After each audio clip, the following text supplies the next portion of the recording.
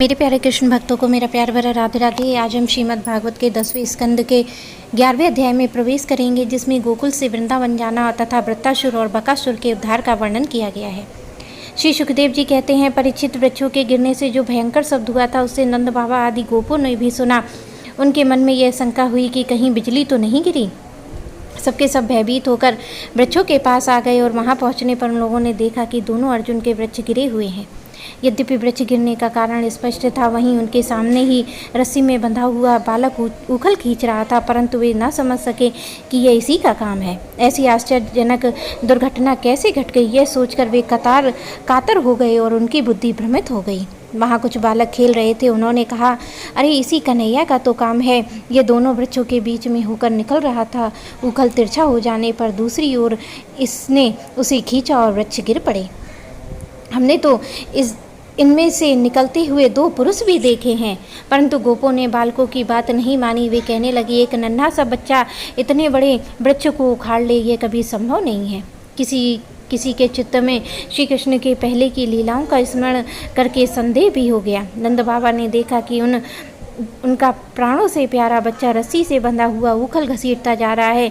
वे हंसने लगे और जल्दी से जाकर उन्होंने रस्सी की गांठ खोल दी। सर्वशक्तिमान भगवान कभी कभी गोपियों के फुसलाने के कारण बालकों के समान नाचते गाते, तो कभी भोले अनजाने बालक की तरह गाने लगते हुए उनके हाथ की कठपुतली उनके सर्वथा अधीन हो गई। वे कभी उनकी आज्ञा से पीड़ा ले आते, तो कभी दूसरी आदि तौलने के बटखेर उठा लाते, तो कभी खड़ाऊ ले आते, तो कभी अपने प्रेमी भक्तों को आनंदित करने के लिए पहलवानों की भांति ताल ठोकने लगते। इस प्रकार सर्वशक्तिमान भगवान अपनी बाल लीलाओं से ब्रजवासियों को आनंदित करते और संसार में जो लोग उनके रहस्य को जानने वाले, उनको ये दिखलाते कि मैं अपने सेवक के वश में हूँ। एक दिन फल बेचने वाली आकर पुकार उठी, फल ले लो। यह सुनते ही समस्त कर्म उपासनाओं के फल देने वाले भगवान अच्युत फल खरीदने के लिए अपनी छोटी सी अंजलि में अनाज लेकर दौड़ पड़े। उनकी अंजलि में अनाज तो रास्ते में ही बिखर गया, पर फल बेचने वाली ने उनके दोनों हाथों में फल से भर दिए। इधर भगवान ने उनकी फल रखने वाली टोकरी रत्नों से भर दी। तदंतर एक दिन यमला अर्जुन वृक्ष को तोड़ने वाले श्री कृष्ण बलराम बालकों के साथ खेलते खेलते यमुना तट पर चले गए और खेल में ही रम गए। तब रोहिणी देवी ने उन्हें पुकारा, ओ कृष्ण, ओ बलराम, जल्दी आओ। परंतु रोहिणी के पुकारने पर भी वे ना आए, क्योंकि उनका मन खेल में लग गया। जब बुलाने पर भी दोनों बालक नहीं आए, तब रोहिणी जी ने वात्सल स्नेह यशोदा मैया को भेजा। श्री कृष्ण और बलराम ग्वाल बालों के साथ बहुत देर तक खेल रहे थे। यशोदा जी ने जाकर उन्हें पुकारा। उस समय पुत्र के प्रति वात्सल स्नेह के कारण उनके स्तनों से दूध चुचवा रहा था और वे जोर जोर से पुकारने लगी, मेरे प्यारे कन्हैया, ओ कृष्ण कमल नयन, श्याम सुंदर बेटा, आओ अपनी माँ का दूध पी लो। खेलते खेलते थक गए हो बेटा, अब बस करो, देखो तो सही, तुम भूख से दुबले हो रहे हो। मेरे प्यारे बेटा राम, तुम तो समूचे कुल को आनंद देने वाले हो। अपने छोटे भाई को लेकर जल्दी से आ जाओ। देखो तो भाई, आज तुमने बहुत सवेरे कलेव किया था, अब तुम्हें कुछ खाना चाहिए। बेटा बलराम ब्रजराज भोजन करने के लिए बैठ गए हैं, परंतु अभी तक तुम्हारी बाट देख रहे हैं। आओ अब हमें आनंदित करो। बालकों, अब तुम लोग भी अपने अपने घर जाओ। बेटा देखो तो सही, तुम्हारा एक एक अंग धूल से लथपथ हो रहा है। आओ आओ, जल्दी से स्नान करो, आज तुम्हारा जन्म नक्षत्र है। पवित्र होकर ब्राह्मणों को गोदान करो। देखो देखो, तुम्हारे साथियों को उनकी माताओं ने नहला धुला कर मींज पोंछ कर कैसे सुंदर गहने पहना दिए हैं। अब तुम नहा धोकर खा पी कर पहन ओढ़ कर तब खेलना। तो माता यशोदा का संपूर्ण मन प्राण प्रेम बंधन से बंधा हुआ था। वे चराचर जगत के शिरोमणि भगवान को अपना पुत्र समझती और इस प्रकार कह करके एक हाथ से बलराम और दूसरे हाथ में श्री कृष्ण को पकड़ अपने घर ले आईं।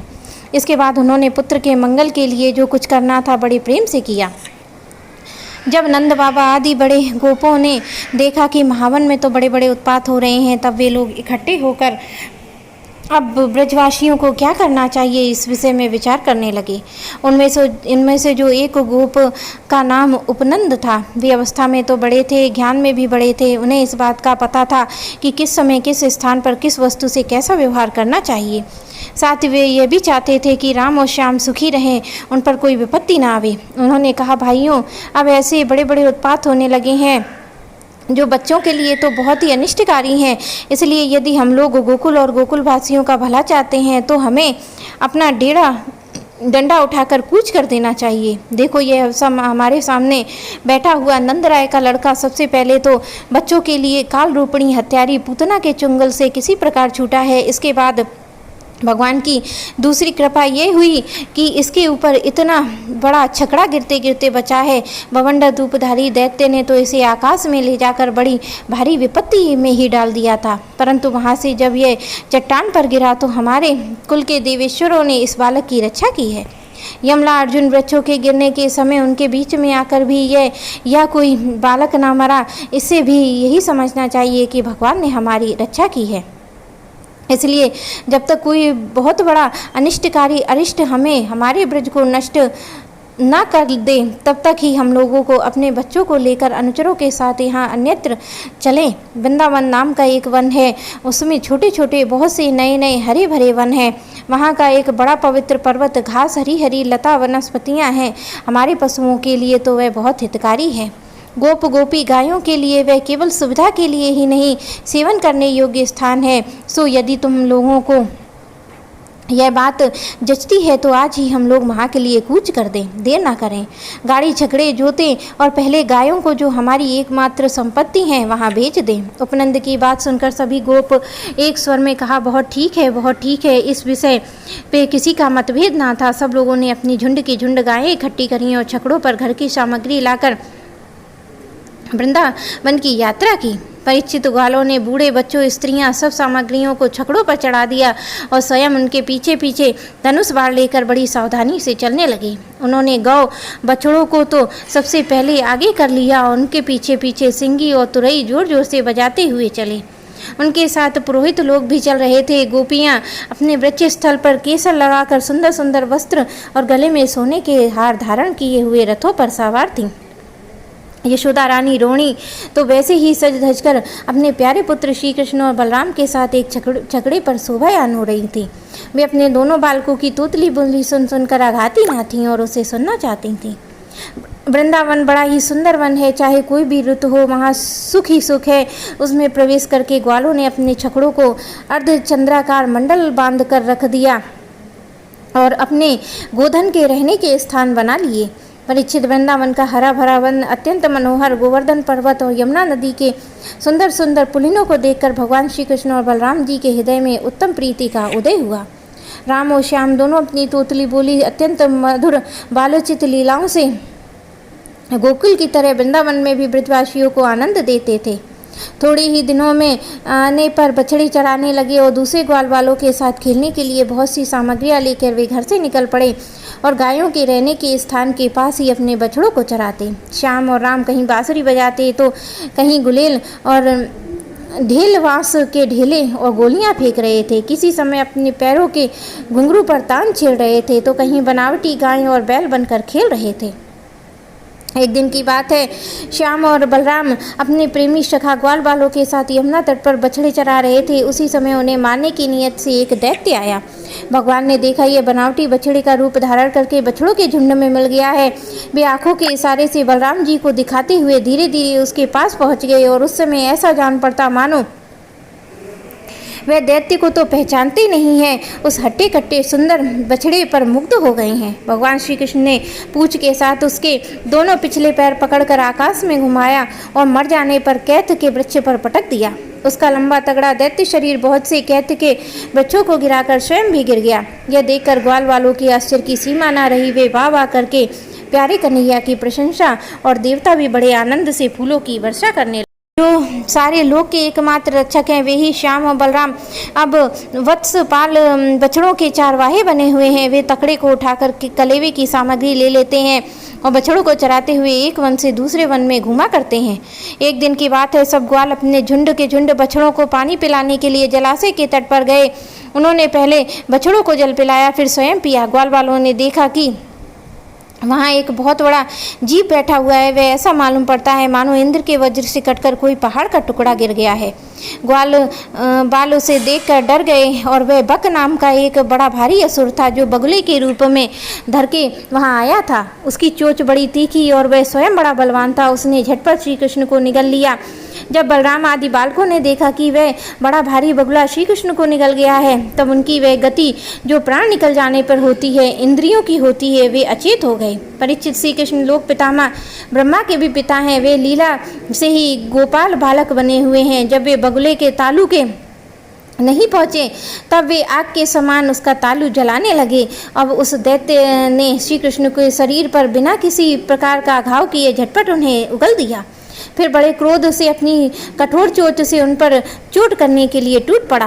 कंस का सखा बकासुर अभी भक्तवत्सल भगवान श्री कृष्ण की झपट ही रहा था। उन्होंने अपने दोनों ही हाथों से उसे दोनों ठोर पकड़ लिए और ग्वाल बालों के देखते ही देखते खेल ही खेल में उसे वैसे चीर डाला जैसे कोई वीरण को चीर डाले। इससे देवताओं को बड़ा आनंद हुआ। सभी देवता भगवान श्री कृष्ण पर नंदवन की बेला, चमेली आदि फूलों की वर्षा करने लगे। नगारे शंख बजाकर एवं स्रोतों के द्वारा उनको प्रसन्न करने लगे। जब बलराम आदि बालकों ने देखा कि श्री कृष्ण बगुले के मुख से निकलकर हमारे पास आ गए हैं, तब उन्हें ऐसा आनंद हुआ मानो प्राणों के संचार से इंद्रियां सचेत और आनंदित हो गईं। सबने भगवान को अलग अलग गले लगाया और इसके बाद अपने बछड़े हाँक हाँक कर अपने सब ब्रज में आए और वहाँ उन्होंने घर के लोगों को सारी घटना कह सुनाई। परीक्षित, बकासुर के वध की घटना सुनकर सबके सब गोपी गोप आश्चर्यचकित हो गए। उन्हें ऐसा जान पड़ा जैसे कन्हैया साक्षात मृत्यु के मुख से लौटे हैं। वे बड़ी उत्सुकता, प्रेम और आदर से श्री कृष्ण को निहारने लगे। उनके नेत्रों की प्यास बढ़ती जाती और किसी प्रकार उनसे तृप्ति न होती। वे आपस में कहने लगे, हाय हाय, ये कितने आश्चर्य की बात है। इस बालक को कई बार मृत्यु के मुंह में जाना पड़ा है, परंतु जिन्होंने इसका अनिष्ट करना चाहा है उन्हीं का अनिष्ट हुआ है, क्योंकि उन्होंने पहले दूसरों का अनिष्ट किया था। यह सब होने पर भी वे भयंकर असुर इसका कुछ भी ना बिगाड़ पाते, इसे मार डालने की नियत से, किंतु आग पर गिरकर पतंगों की तरह उल्टे स्वयं स्वाहा हो जाते हैं। सच है, ब्रह्मवेता महात्माओं कभी झूठे नहीं होते हैं। देखो ना, महात्मा गर्गाचार्य ने जितनी बातें कही थी सबकी सब 16 आने ठीक उतर रही हैं। नंद बाबा आदि गोपगण इसी प्रकार बड़े आनंद से अपने श्याम और राम की बातें किया करते थे। वे उनमें तन्मय रहते कि उन्हें संसार के दुख और संकटों का कुछ पता ही न चलता। इसी प्रकार श्याम बलराम ग्वाल बालों के साथ कभी आँख मिचौनी खेलते, तो कभी पुल बांधते, कभी बंदरों की भांति उछलते कूदते, तो कभी कोई विचित्र खेल खेलते। इस प्रकार बालोचित खेल से उन दोनों ने ब्रज में अपनी बाल्य अवस्था व्यतीत की। मेरे प्यारे कृष्ण भक्तों को मेरा प्यार भरा राधे राधे।